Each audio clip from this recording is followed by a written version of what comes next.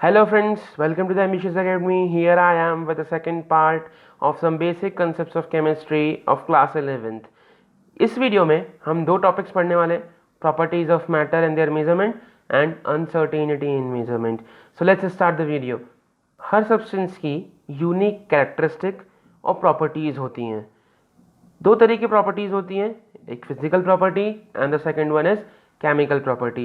इन properties के basis पर ही हम उस सब्सटेंस को डिटरमाइन करते हैं, उसकी यूनिकनेस को स्टडी करते हैं. सो फिजिकल प्रॉपर्टी क्या होती है? फिजिकल प्रॉपर्टी एक ऐसी property that can be measured और observed without changing the identity और the composition of the substance. मतलब उसमें कोई भी केमिकल चेंज नहीं होगा. केमिकल चेंज हुए बिना ही जो प्रॉपर्टीज हमको विजिबल हो जाती हैं, उन प्रॉपर्टीज को हम फिजिकल प्रॉपर्टी कहते हैं. जैसे colour, odour, melting point, boiling point, density, volume, mass, ये सारी प्रॉपर्टीज जो हैं ये फिजिकल प्रॉपर्टीज होती हैं. लेकिन अगर हम केमिकल प्रॉपर्टी देखें तो chemical property requires chemical change to occur. जब जब केमिकल चेंज होता है और हमें जो चीज़ें दिखती हैं, दैट इज डिटरमाइंड और that is called as chemical property. इसको एग्जाम्पल्स हम देखें तो कंपोजिशन, कंबस्टिबिलिटी, रिएक्टिविटी और acid and bases, acidity, basicity, these all properties are termed as chemical properties. जो केमिस्ट होते हैं वो किसी भी सब्सटेंस के बिहेवियर को डिस्क्राइब करते हैं, इंटरप्रीट करते हैं या फिर प्रेडिक्ट करते हैं on the basis of the knowledge of their physical and chemical properties. इनकी फिजिकल और केमिकल प्रॉपर्टीज को जानने के लिए कुछ एक्सपेरिमेंट्स करने पड़ते हैं, मेजरमेंट्स करने पड़ते हैं. इन मेजरमेंट्स के बेसिस पर ही chemist can predict, interpret the behavior of the substance. So next topic हमारा आएगा measurement of physical properties. Physical properties को measure करना. अब जिन properties को measure किया जाता है वो होती है physical quantities. Physical quantities are the quantities which can be measured. If we see the examples of physical quantities, वो होती है mass, amount of substance, length, time, temperature, electric current, light intensity, force, velocity, density और बहुत सारी ऐसी physical quantities होती हैं जिनको हम मेज़र कर सकते हैं. तो इनके मेज़रमेंट के लिए सिस्टम बनाना पड़ेगा कि हम मेज़रमेंट करेंगे तो करेंगे किस तरह से. तो उसके लिए यूनिट्स बनाई जाती हैं. तो two different systems of measurement थे अर्लियर टाइम में.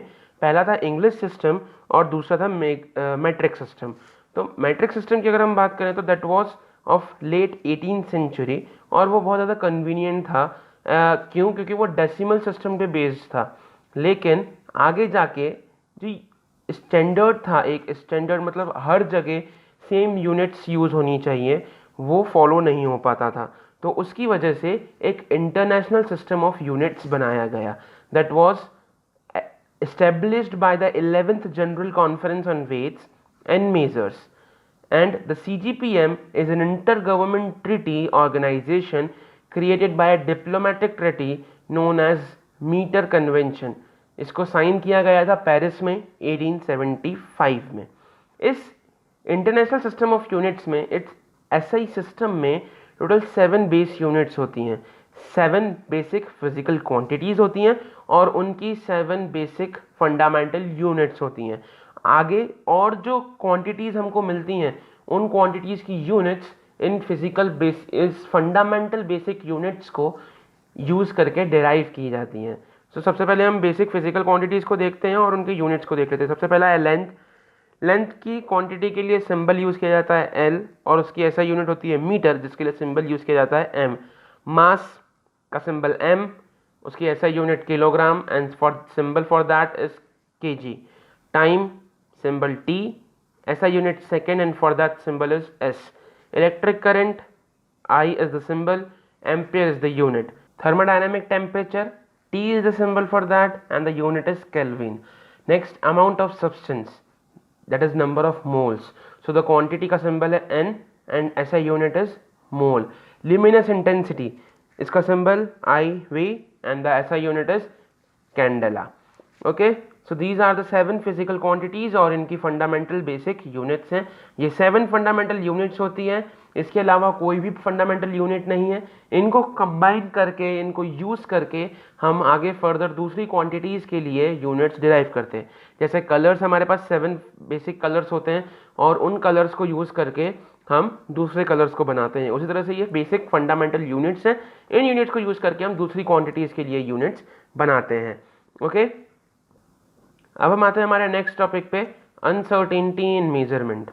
मतलब अनसर्टेनिटी वर्ड का मीनिंग होता है डाउटफुलनेस।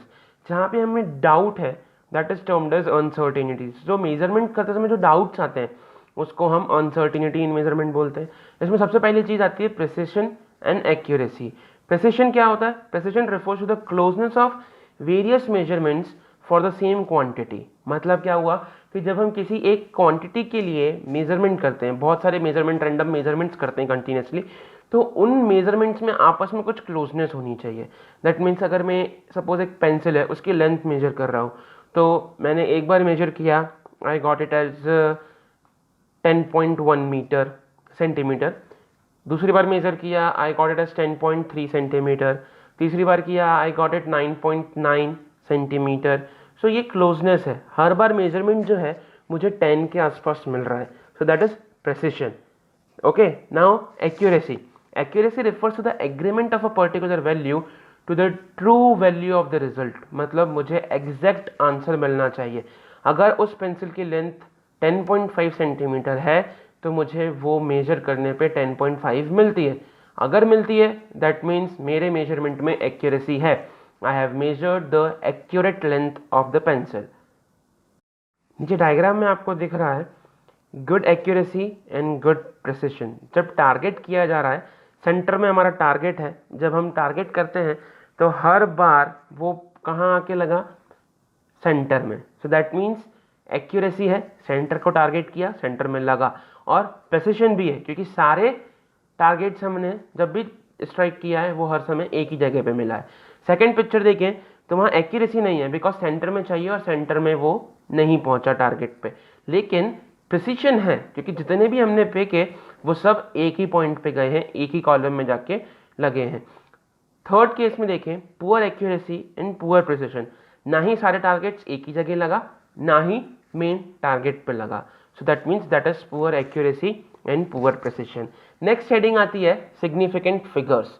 Significant figures means significant figures are the total number of digits in any number including the last digit whose value is uncertain।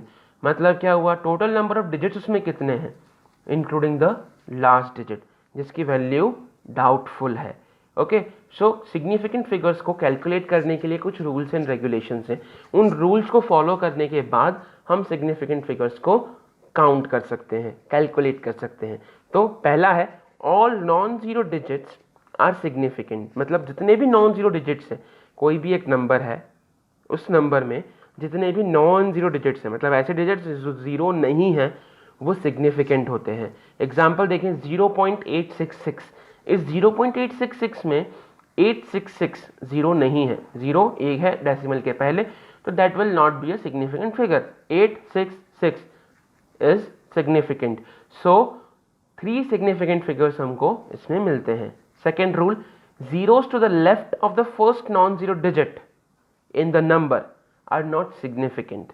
मतलब जो भी non zero digit होगा, ऐसे डिजिट जो जीरो नहीं होगा, उसके लेफ्ट हैंड साइड पे आने वाले जीरोस सिग्निफिकेंट नहीं होंगे। दैट मीन्स फॉर एग्जांपल 0.008, तो इसमें 8 एक नॉन जीरो नंबर है, इसके लेफ्ट में जितने भी जीरो आ रहे हैं वो सिग्निफिकेंट नहीं है। दैट मीन्स 0.008 में सिर्फ एक सिग्निफिकेंट फिगर है। सेकेंड एग्जाम्पल इसी में देखें 0.0085। यहाँ पे पहला नॉन जीरो कौन सा है? 8। पहला नॉन जीरो डिजिट 8 है और 8 के पहले 3 जीरो हैं, तो ये तीनों ही जीरो सिग्निफिकेंट नहीं होंगे। दैट मीन्स यहाँ पे हमारे पास 2 सिग्निफिकेंट फिगर्स हैं, 8 and 5। Zeros between non zero digits are significant. मतलब क्या हुआ? ऐसे जीरोस जो नॉन जीरो डिजिट्स के बीच में आते हैं वो सिग्निफिकेंट होते हैं। फॉर एग्जाम्पल 3.05, यहाँ पे 3 एक नॉन जीरो नंबर है, 5 एक नॉन जीरो नंबर है, उन दोनों नॉन जीरो डिजिट्स के बीच में 0 आ रहा है तो वो 0 भी सिग्निफिकेंट होगा। दैट मीन्स 3.05 में 3 सिग्निफिकेंट फिगर्स हैं। Fourth rule, zeros to the right of the decimal point are significant। Decimal point के राइट में जितने भी जीरो आते हैं वो सिग्निफिकेंट होते हैं। दैट मीन्स 6.00 अगर लिखा हुआ है तो यहाँ पे 3 सिग्निफिकेंट फिगर्स हैं। 0.60 लिखा गया है तो 6 एक नॉन जीरो नंबर है, डेसिमल के बाद आ रहा है, और डेसिमल के बाद आने वाला एक जीरो भी है, तो और डेसिमल के पीछे भी एक जीरो आ रहा है, तो वो जीरो तो सिग्निफिकेंट नहीं होगा, क्योंकि हमने अभी पिछले पढ़ा कि नॉन जीरो नंबर के लेफ्ट में जो जीरो आ रहा है वो सिग्निफिकेंट नहीं होगा। तो यहाँ पे 2 सिग्निफिकेंट फिगर्स है। 0.6000, यहाँ पे 4 सिग्निफिकेंट फिगर्स है। नेक्स्ट रूल आता है, if a number ends with 0 that does not have decimal the zeros are not significant. मतलब एक ऐसा नंबर जिसमें डेसिमल नहीं है और वो नंबर 0 से एंड हो रहा है, तो लास्ट में जितने भी जीरो होंगे वो जीरो सिग्निफिकेंट नहीं होंगे। दैट मीन्स अगर यहाँ 3800 लिखा है so 00 are not significant, only 2 significant figures are there। हम आते हैं साइंटिफिक नोटेशन पे। Scientific notation is the representation of a number in n into 10 to the power n फॉर्म। कैपिटल N क्या है हमारा? एक number with a single non zero digit, जिसमें एक सिंगल नॉन जीरो डिजिट होगा to the left of the decimal point. मतलब decimal point के पहले एक नॉन जीरो डिजिट होना चाहिए, और स्मॉल n जो होगा वो सम इंटीजर होगा जो उसकी पावर में आएगा, 10 की पावर में। तो कैसे लिखते हैं इसको? हम एग्जाम्पल से डिस्कस करते हैं। जैसे 3800 है, 3800 है, इसको साइंटिफिक नोटेशन में एक्सप्रेस करना है। तो साइंटिफिक नोटेशन क्या बोलती है कि जो कैपिटल N था उसमें क्या होना चाहिए? डेसिमल के लेफ्ट हैंड साइड पे एक नॉन जीरो होना चाहिए। तो यहाँ पे 3 नॉन जीरो है तो 3 डेसिमल के पहले आ जाएगा, बाकी डिजिट्स हम डेसिमल के बाद में रख देंगे। तो यहाँ पे अलग अलग केसेस हैं। देखो 3.8 इंटू 10 टू द पावर 3, यहाँ पे 2 सिग्निफिकेंट फिगर्स आए। 3.80 इंटू 10 टू द पावर 3, यहाँ पे 3 सिग्निफिकेंट फिगर्स आए, एक 3, दूसरा 8 और तीसरा 0। 3.800 इंटू 10 टू द पावर 3, यहाँ पे 4 सिग्निफिकेंट फिगर्स आए, 3, 8 और 2 0। 0.38 इंटू 10 टू द पावर 4, यहाँ पे 2 सिग्निफिकेंट फिगर्स आए। फिर 0.038 इंटू 10 टू द पावर 4, यहाँ पर भी 2 सिग्निफिकेंट फिगर्स आए। सो ये अलग अलग केसेस में, एक में 2, 3, 4 ऐसे अलग अलग सिग्निफिकेंट फिगर्स अलग अलग तरह से लिखने पे बनते हैं। So this is how we write in scientific notations. Next आता है राउंडिंग ऑफ। राउंडिंग ऑफ हम बचपन में भी सीख चुके हैं, छोटी क्लासेस में भी सीख चुके हैं कि अगर if the digit to be removed is more than 5, जिस डिजिट को हमको रिमूव करना है वो अगर 5 से बड़ा है तो हम उसके प्रीसीडिंग नंबर को 1 से इंक्रीज कर देंगे। दैट मीन्स अगर 2.486 है, 6 को हटाना है, तो यहाँ पे 6 जो है वो 5 से बड़ा है, तो हम 8 में एक इंक्रीमेंट कर देंगे and the answer will B 2.49। अगर हमारा डिजिट जिसको रिमूव करना है वो 5 से छोटा है तो हम ऐसा का ऐसे छोड़ देंगे और प्रीसीडिंग नंबर में कोई चेंजेस नहीं लेकर आएंगे। फॉर एग्जाम्पल 5.334, 4 को हटाना है, 4 इज लेस देन 5, तो नंबर में कोई चेंज नहीं होगा, 4 हट जाएगा and the answer will B 5.33। अब आता है अगर नंबर में जो लास्ट डिजिट है जिसको हमें रिमूव करना है वो 5 है, तो क्या करेंगे?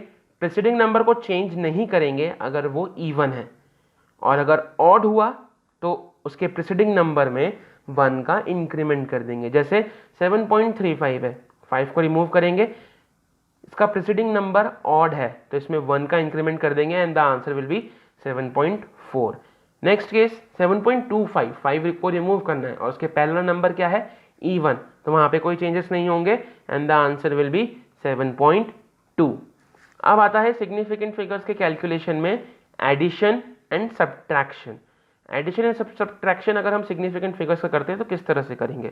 तो in addition and subtraction the final result should be reported to the same number of decimal places as the number with the minimum number of decimal places. मतलब जो हमारा आंसर होता है उस आंसर में उतने ही नंबर ऑफ डेसिमल प्लेस होने चाहिए जितने मिनिमम हैं।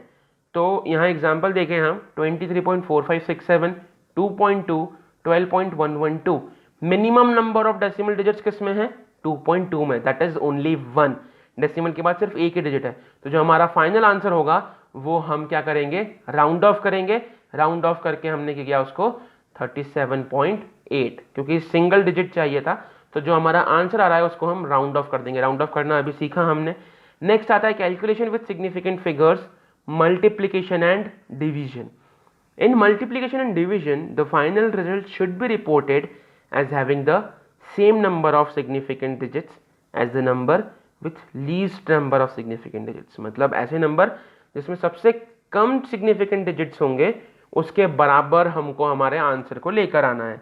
So हम डिवाइड किससे से कर रहे हैं, मल्टीप्लाई किससे से कर रहे हैं? देखें एक बार, 4.5 into 10 to the power 2, 3 into 10 to the power 4।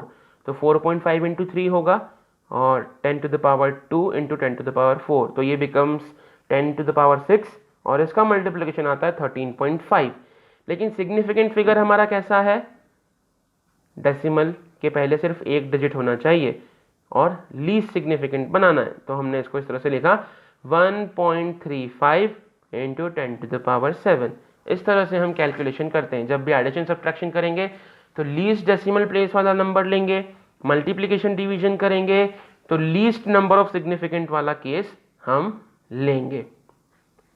तो यहाँ पे ये वीडियो हमारी खत्म होती है। नेक्स्ट वीडियो में हम पढ़ेंगे लॉज ऑफ केमिकल कॉम्बिनेशन। बहुत सारे लॉज हैं, उन लॉज को हम डिस्कस करेंगे नेक्स्ट वीडियो में। Thank you for watching the video. Please like, share and comment and don't forget to subscribe the channel.